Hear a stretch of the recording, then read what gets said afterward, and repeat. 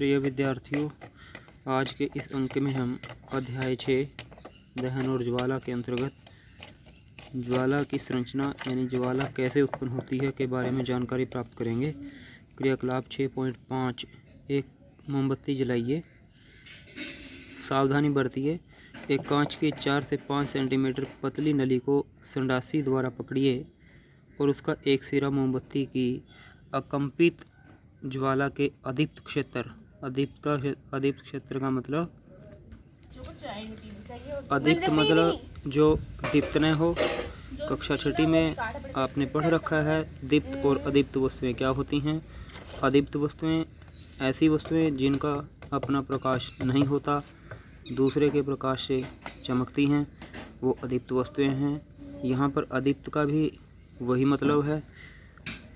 अदीप्त क्षेत्र में क्या करना है, इस कांच की नली को प्रवेश करा देना है। कांच की नली के दूसरे सिरे के निकट जलती हुई माचिस की तीली लाइए।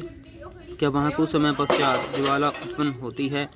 कुछ समय बाद आप देखेंगे कि वहाँ पर ज्वाला उत्पन्न हो जाती है, यानी कि तीली आग पकड़ लेती है। यदि ऐसा है तो वह क्या है जो ज्वाला उत्पन्न करता है, तो ऐसा क्या पदार्थ है जिसके कारण ज्वाला उत्पन्न होती है। ध्यान दीजिए कि गर्म बत्ती के पास का मोम जल्द पिघल जाता है, यानी बत्ती के जो नज़दीक का जो मोम है वो जल्दी पिघल जाता है। ऐसा आपने अवश्य नोट किया होगा। दहन के समय जो पदार्थ वाष्पित होते हैं, यानी कि जो भाप में बदलते हैं, वे ज्वाला का निर्माण करते हैं। यानी कि जब किसी वस्तु पदार्थ का दहन होता है तो पदार्थों के वाष्पित होने से, भाप में बदलने से ज्वाला उत्पन्न होती है।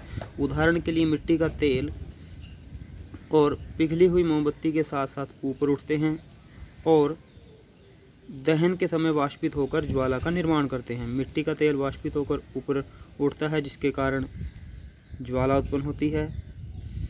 इसके विपरीत लकड़ी का कोयला वाष्पित नहीं होता। लकड़ी का कोयला भाप में नहीं बदलता, जिसके कारण यह कोई ज्वाला नहीं देता। क्रियाकलाप 5.5 में क्या, कांच की नली से बाहर निकलने वाला मोम का वाष्प, कांच की नली के दूसरे सिरे से निकलने वाला मोम का वाष्प ज्वाला उत्पन्न होने का कारण हो सकता है। बिल्कुल सही, इसी के कारण ज्वाला उत्पन्न होती है। जब मोमबत्ती की ज्वाला स्थिर हो तो ज्वाला के दीप्त क्षेत्र में एक स्वच्छ कांच की प्लेट स्लाइड प्रविष्ट करा दीजिए। उसे संडासी से लगभग 10 सेकंड तक पकड़े रखिए, फिर उसे हटा लीजिए। आप क्या देखते हैं, जैसा कि आप चित्र में देख रहे हैं, कांच की प्लेट या स्लाइड पर एक गोल काला वलय बन गया है। वलय का मतलब रिंग, गोला बन गया है। यह ज्वाला के दीप्त क्षेत्र में उपस्थित बिना जले कार्बन कणों के जमाव को दर्शाता है।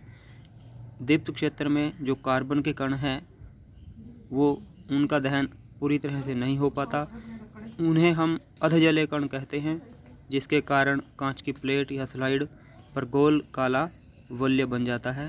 तो प्रिय विद्यार्थियों, आशा करता हूँ कि आपको ये जानकारी समझ में आई होगी।